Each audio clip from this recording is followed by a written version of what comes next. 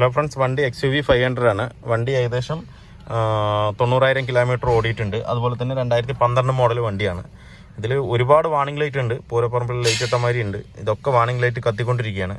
ബാറ്ററിയും മറ്റേ ഓയിലും നമ്മൾ സ്റ്റാർട്ട് ചെയ്താൽ പോകും. ബാക്കി എല്ലാ ലൈറ്റും ഇതിൽ പ്രസന്റ്ലി കത്തിക്കൊണ്ടിരിക്കുന്ന ലൈറ്റുകൾ നമുക്ക് സ്കാൻ ചെയ്ത് നോക്കാം എന്താണെന്നുള്ളത്.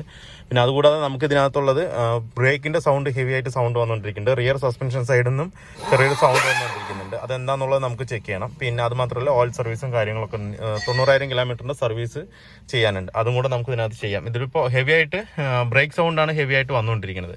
അതെന്താണെന്ന് നോക്കണം. റിയർ സൈഡിൽ നിന്ന് കടകടാന്ന് അടിക്കുന്നുണ്ട്. അതും നമുക്ക് എന്താണെന്ന് നോക്കിയിട്ടൊന്ന് ക്ലിയർ ചെയ്ത് കൊടുക്കാം. ബ്രേക്കിൻ്റെ പാഡ് കംപ്ലൈൻ്റ് ഒന്നും ഇല്ല ഇതിനകത്ത്. പക്ഷേ തിരിക്കുമ്പോൾ, വീട് തിരിക്കുമ്പോൾ സൗണ്ട് വരുന്നുണ്ട് അല്ലേ. അത്രയും ഹെവി ആയിട്ട് സൗണ്ട് വന്നുകൊണ്ടിരിക്കുന്നുണ്ട് ഇതിനകത്ത്. ഇതെന്ന് പറഞ്ഞു കഴിഞ്ഞാൽ ഇതിൻ്റെ ബാക്ക് പ്ലേറ്റ് ഡിസ്കിൽ മുട്ടുന്നുണ്ട്. ഉണ്ടോ? ആ അടിവശത്ത് ആ ഡിസ്കിൽ മുട്ടുന്നുണ്ട്. അതിൻ്റെ സൗണ്ടാണ് ഇതിനകത്ത് വന്നുകൊണ്ടിരിക്കുന്നത്. അപ്പോൾ ആ ബാക്ക് പ്ലേറ്റ് നമുക്കത് റെഡിയാക്കണം. അത് മുട്ടാത്ത രീതിയിൽ ഇതിൽ ഉരഞ്ഞുകൊണ്ടിരിക്കും. അതാണ് സൗണ്ട് വന്നുകൊണ്ടിരിക്കുന്നത്. നമ്മൾ സ്ലോ സ്പീഡിലൊക്കെ പോകുമ്പോൾ കീച്ച് കീച്ച് കീച്ച് കീച്ച് സൗണ്ടും, അതുപോലെ ഹൈ സ്പീഡിൽ നമുക്ക് അങ്ങനെ പെട്ടെന്ന് അറിയില്ല. സ്ലോ സ്പീഡിൽ മാത്രമേ അറിയുള്ളൂ. അതിന് ഇപ്പോൾ വേറെ ഒന്നും ചെയ്യാനില്ല. ഇതിനകത്ത് ബാക്കിലൊന്ന് തള്ളി കൊടുത്താൽ മതി. പ്ലേറ്റ് മാത്രം ഒന്ന് തള്ളി കൊടുത്താൽ മതി. ഇതിൽ സസ്പെൻഷൻ വർക്ക് എന്തൊക്കെ ചെയ്തിട്ടുണ്ട്. ഇത് നേരത്തെ വേറെ ഏതോ വർക്ക്ഷോപ്പിൽ ചെയ്താണ്. അപ്പോൾ അങ്ങനെ വരുമ്പോൾ നമുക്ക് ഈ ഷോക്ക് അഴിക്കാനോ ഇല്ലാന്നുണ്ടെങ്കിൽ ഇങ്ങനെ ഇത് ഇറക്കുമ്പോൾ ബാക്ക് പ്ലേറ്റ് ചിലപ്പോൾ പിടിച്ച് വലിക്കുക, അങ്ങനെ എന്തെങ്കിലും ചെയ്യുമ്പോഴാണ് ഈ സൗണ്ട് വരുന്നത്. ഈ ഡിസ്കിൽ കയറി മുട്ടുന്നത്. അങ്ങനെയാണ് ആ സൗണ്ട് വരുന്നത്. അപ്പോൾ എന്തായാലും നമുക്ക് അത് ക്ലിയർ ചെയ്ത് കൊടുക്കാം. ഇനിയിപ്പോൾ ബാക്കിലും കൂടെ സൗണ്ട് ഉണ്ട്. സസ്പെൻഷനൊക്കെ വീക്കാണ് ഇതിനകത്ത്. നമുക്കിത് ഇപ്പം എന്തായാലും ചെയ്യും തോന്നുന്നില്ല. കസ്റ്റമർ അടുത്ത് ഇൻഫോം ചെയ്യാത്ര തന്നെ ബാക്കിലും ഹെവി ആയിട്ട് സൗണ്ട് വന്നുകൊണ്ടിരിക്കുന്നത്. അത് നമുക്ക് എന്താണെന്നുള്ളതെന്ന് നോക്കാം. റിയർ ലെഫ്റ്റ് സൈഡാണ് ഹെവി ആയിട്ട് സൗണ്ട് വന്നുകൊണ്ടിരിക്കുന്നത്. അതിൽ നോക്കുമ്പോൾ കാലിപ്പർ കണ്ടില്ലേ, കിടക്കുന്ന പോലെ കണ്ടില്ലേ, കാലിപ്പർ ഫുള്ളായിട്ട് ബാക്ക് പോയിരിക്കുകയാണ്. ബാക്ക് പോയിട്ട് വീൽ ഡിസ്കിൽ മുട്ടിയില്ല എന്ന് പറഞ്ഞ് നിൽക്കുകയാണ്. കംപ്ലീറ്റ് ബാക്കാണ് കിടക്കുന്നത്. കണ്ടില്ലേ, ഇതിപ്പോൾ കിടക്കാൻ തുടങ്ങിയിട്ട് ഈ അടുത്ത കാലത്തൊന്നുമല്ല. ഇത് എനിക്ക് തോന്നുന്നു ബ്രേക്ക് പാഡ് ഇടുമ്പോൾ അതിൻ്റെ കാലിപ്പറിൻ്റെ ബോൾട്ട് ഇടാതെ അല്ലാന്നുണ്ടെങ്കിൽ എന്തോ സംഭവിച്ചിരിക്കുകയാണ്. ബോൾട്ട് ഫ്രീ ആയിട്ട് കിടന്ന് ഇതായിക്കൊണ്ടിരിക്കുകയല്ല. ബോൾട്ട് ഫ്രീ അതിൽ തന്നെ ഉണ്ട്, ബോൾട്ട് അതിനകത്തുണ്ട്. പക്ഷെ അത് കംപ്ലീറ്റും ഫ്രീ ആയിട്ട് കിടക്കുകയാണ്. കാലിപ്പർ കംപ്ലീറ്റും ബാക്ക് പോയിരിക്കണം. എന്താ ഞാൻ പറയാൻ കാരണം എന്താ വെച്ച് കഴിഞ്ഞാൽ, ഈ തുരുമ്പ് കണ്ടില്ലേ, ഇത്രത്തോളം തുരുമ്പ് ഇതിനകത്ത് നിൽക്കുന്നുണ്ട്. അപ്പോൾ ഈ തുരുമ്പ് ഇങ്ങനെ പിടിക്കണമെന്നുണ്ടെങ്കിൽ എന്തായാലും ഈ ബ്രേക്ക് പാഡ് മാറുമ്പോൾ അതിൻ്റെ ബോൾട്ട് ഇടാണ്ടോ അല്ലാന്നുണ്ടെങ്കിൽ ഇതിൻ്റെ ത്രെഡ് പോയിട്ടോ, കാലിപ്പറിൻ്റെ ത്രെഡ് പോയിട്ടോ എന്തോ സംഭവിച്ചിട്ടുണ്ട്. എന്തായാലും നമുക്കൊന്ന് അഴിച്ചു നോക്കാം. അഴിച്ചു നോക്കിയിട്ട് അത് ക്ലിയർ ചെയ്യാം. സർവീസിൻ്റെ ഭാഗത്ത് നമുക്കെല്ലാം ഒന്ന് ചെക്ക് ചെയ്യാനുണ്ട്. അപ്പോൾ അത് നോക്കും. ബാക്കിൽ പിന്നെ ഷോക്കിൻ്റെ സൗണ്ടായിട്ടൊന്നും എനിക്ക് കിട്ടിയത്. ഇതുപോലെ ഈ ഒരു അടിയാണ് കിട്ടിയത്. കിട്ട് കിട്ട് കിട്ട് കിട്ട് കിട്ടുന്നു പറഞ്ഞിട്ട്. അത് ഇതിൻ്റെ തന്നെ ആണെന്ന് തോന്നുന്നുണ്ടല്ലേ.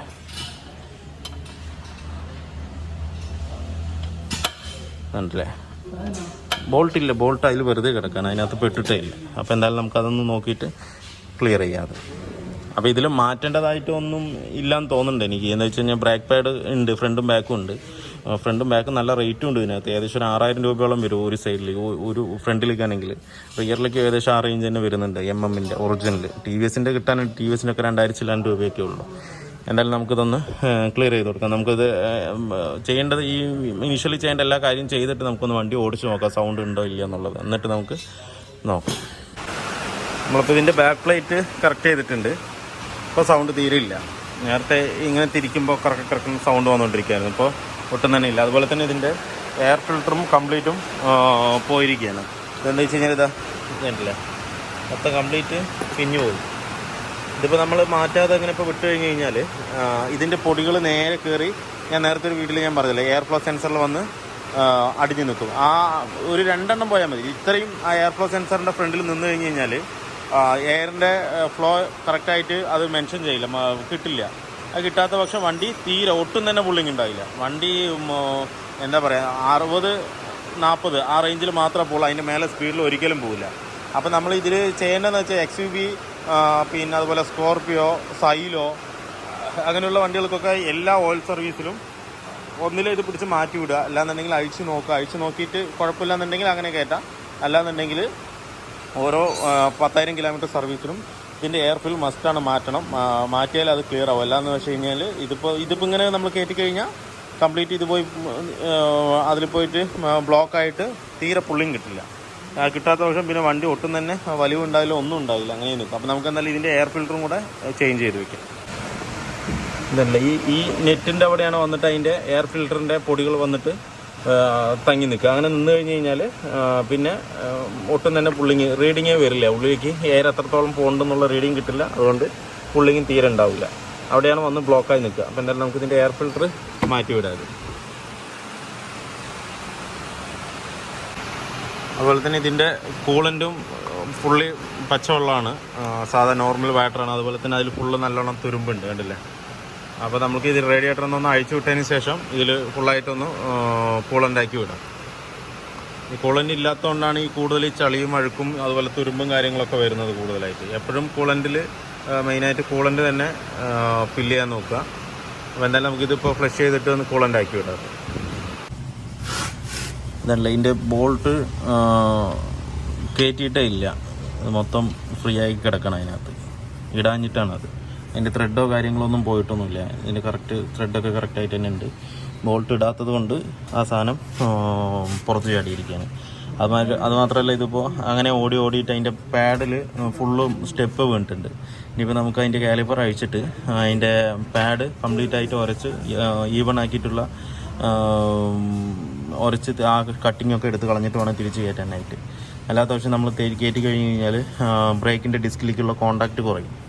കുറഞ്ഞു കഴിഞ്ഞാൽ ബ്രേക്കിംഗ് എഫിഷ്യൻസിയും കുറയും. അതുകൊണ്ട് നമുക്കതിനിപ്പോൾ പാഡ് അഴിച്ച് കംപ്ലീറ്റും ഉരച്ച് എമറിയിട്ട് ഉരച്ച് ഒപ്പമാക്കിയിട്ട് വേണം തിരിച്ച് കയറ്റാൻ.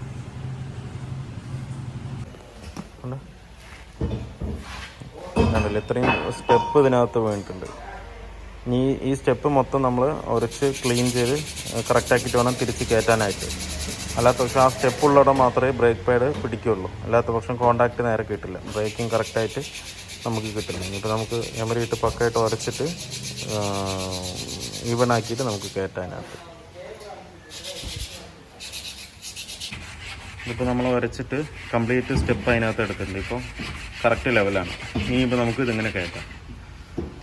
കയറ്റുന്നതിനോടൊപ്പം ശരിക്കും ഇത് പോളിഷ് ചെയ്തിട്ട് വേണം കയറ്റാനായിട്ട്, എന്നാലേ കറക്റ്റ് ആവുള്ളൂ. ഇത് കുഴപ്പമില്ല, നമുക്കൊന്ന് എമരി ഇട്ടിട്ട് റെസ്റ്റ് മാത്രം ഒന്ന് കളഞ്ഞിട്ട് തിരിച്ച് കയറ്റാം അതിനകത്ത്. വേറെ പ്രത്യേകിച്ച് ഈ സൈഡ് സൗണ്ടൊന്നുമില്ല. ഓടിക്കുമ്പോൾ നല്ല സൗണ്ടായിരുന്നു, കടകടകടാന്ന് പറഞ്ഞാൽ അടിക്കുമായിരുന്നു. അത് ഇതിൻ്റെ തന്നെയാണ് അടിക്കുന്ന സൗണ്ട് വന്നുകൊണ്ടിരുന്നത്. ഇപ്പോൾ എന്തായാലും നമുക്ക് തിരിച്ച് കറക്റ്റായിട്ട് തന്നെ കയറ്റാം. ഇതാണ് ഇപ്പോൾ നമുക്ക് എയർ ഫിൽറ്റർ വന്നിട്ടുണ്ട് ഇതിനകത്ത്. നല്ല ഇതിൽ ചെറിയൊരു ഓയിൽ കോട്ടിംഗ് ആണ് ഇതിനകത്ത് വരിക. ഓയിലിൻ്റെ ഒരു അംശം ഉണ്ട് അതിനകത്ത്. അതുകൊണ്ട് നമുക്ക് എപ്പോഴും ഇത് ഇങ്ങനെയുള്ള ഫിൽറ്ററുകളൊന്നും പൊടി അടിച്ച് ക്ലീൻ ചെയ്യാൻ കഴിയില്ല. എന്തായാലും നമുക്കിത് അതിനകത്ത് വണ്ടിക്കകത്ത് സെറ്റ് ചെയ്യാം.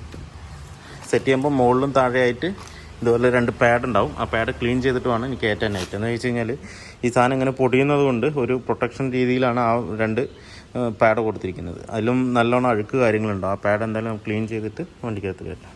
അതുപോലെ തന്നെ നമ്മൾ എയർ ഫിൽറ്റർ സെറ്റ് ചെയ്യുന്നതിന് മുന്നേ ആ എയർ ഫ്ലോ സെൻസർ ഒന്ന് അഴിച്ച് എപ്പോഴും എയർ ഫിൽറ്റർ ചേഞ്ച് ചെയ്യുമ്പോൾ എയർ ഫ്ലോ സെൻസർ അഴിച്ച് ഒന്ന് ക്ലീൻ ചെയ്ത് കഴിഞ്ഞ് കഴിഞ്ഞാൽ വണ്ടി ഒന്നുകൂടെ പെർഫോമൻസിന് നല്ല വ്യത്യാസം അതിനകത്തുണ്ടാവും. അതെല്ലാ സർവീസിലും കണ്ടിന്യൂസ് ആയിട്ട് ചെയ്ത് കഴിഞ്ഞാൽ നല്ലതാണ്. അത് പെട്രോളൊന്നും ഒഴിക്കേണ്ട, കാർബറേറ്റർ സ്പ്രേ മേടിച്ചിട്ടൊന്ന് സ്പ്രേ ചെയ്തതിന് ശേഷം ജസ്റ്റ് ഒന്ന് എയർ അടിച്ച് ക്ലീൻ ചെയ്ത് കഴിഞ്ഞ് കഴിഞ്ഞാൽ വണ്ടിക്ക് നല്ലൊരു പെർഫോമൻസ് വ്യത്യാസം നല്ലോണം ഫീലാവും ഇതിനകത്ത്. ഇപ്പോൾ നമ്മുടെ XUVയുടെ വർക്ക് ഫുള്ളി കംപ്ലീറ്റ് ആയിട്ടുണ്ട്. ഇപ്പോൾ ആ ബാക്കിൽ ആ സൗണ്ട്, ആ ബ്രേക്കിൻ്റെ സൗണ്ട് കാര്യങ്ങളോ ഒന്നുമില്ല. പിന്നെ അത് മാത്രമല്ല, ബാക്കിലൊരു കിടുകിടുകിടുന്നുള്ള അടി ഉണ്ടായിരുന്നു. അതും കംപ്ലീറ്റ് ആയിട്ട് സോൾവ് ആയിട്ടുണ്ട്. ഇപ്പോൾ ഒട്ടും തന്നെ സൗണ്ട് ഇല്ല. നേരത്തെ ഇങ്ങനെ ബ്രേക്ക് ചെയ്യുമ്പോഴും അതുപോലെ തന്നെ റണ്ണിങ്ങിലൊക്കെ കീച്ച് ആ ബാക്ക് പ്ലേറ്റ് വന്നിട്ട് ഡിസ്കിൽ വരയുന്നതിൻ്റെ സൗണ്ട് ഹെവി ആയിട്ട് വന്നുകൊണ്ടിരിക്കുകയായിരുന്നു. അതുപോലെ ബാക്കൊന്നും കിട്ട് എന്ന് പറഞ്ഞ് ഇടിച്ചുകൊണ്ടിരിക്കുന്നത്. ആ ഇടിക്കുന്നത് വന്നിട്ട് കാലിപ്പറിൻ്റെ ബോൾട്ട് ഞാൻ കാണിച്ചു തന്നില്ല, അതിൽ ബോൾട്ടേ ഇട്ടിട്ടില്ല. അതുകൊണ്ടാണ് ആ ഒരു വിറയൽ കൊണ്ടാണ് ആ സൗണ്ട് വന്നുകൊണ്ടിരിക്കുന്നത്. പിന്നെ റിയറിലെ ഷോക്ക് ചെറിയൊരു വീക്ക് ഉണ്ട്. ആ വീക്കിൻ്റെ ഒരു ചെറിയൊരു സൗണ്ട് ഉണ്ട്.